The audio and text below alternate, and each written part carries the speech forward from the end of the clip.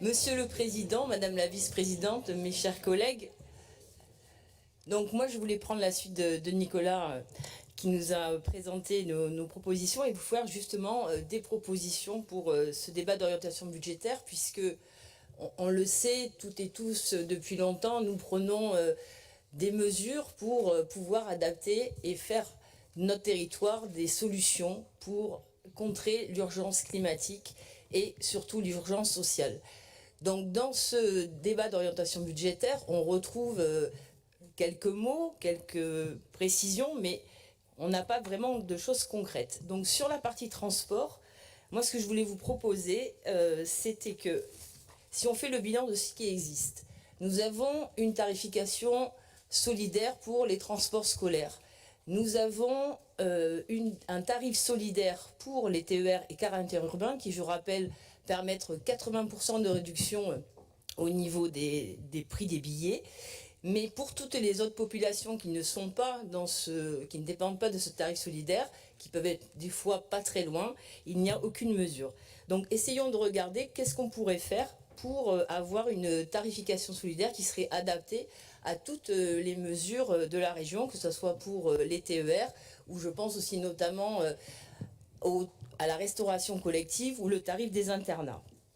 Et vous faire aussi une petite remarque qui ne va pas vous surprendre, hein, puisque c'est pareil, hein, nous sommes toujours constants dans nos constats et nos combats. Donc nous avons dans ce document d'orientation budgétaire un volet sur le CPR de mobilité. Alors enfin, je vais dire enfin, le CPR de mobilité arriverait. Donc ça serait une enveloppe qui est annoncée de 747 millions par l'État, donc soit 149 millions d'euros par an, donc plus de 50% par an au précédent, très bien. Mais vous assénez depuis 2020 qu'un protocole petite ligne était signé avec l'État. Sa part avait été évaluée à 851 millions d'euros. Donc ce CPER mobilité équivaudrait pour l'État à 149 millions d'euros, donc bien moins que les 170 millions d'euros qui avaient été annoncés en 2020 et qui bien sûr ne seront pas consacrés qu'au ferroviaire puisque théoriquement on a également les routes, les ports, le fret et les mobilités douces qui rentrent dans ce CPER mobilité.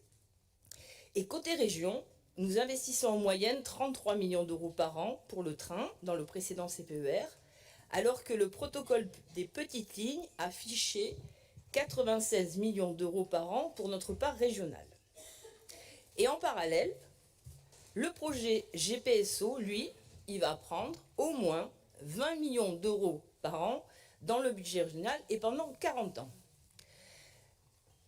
Donc, ce choix nous empêche de doubler chère Christine, nos capacités d'investissement sur les trains du quotidien, alors que oui, on pourrait largement régénérer et moderniser nos voies à l'heure où de nombreux néo-aquitains ont besoin de plus de 3 heures pour rejoindre Bordeaux, depuis Tulle par exemple, ou La Rochelle.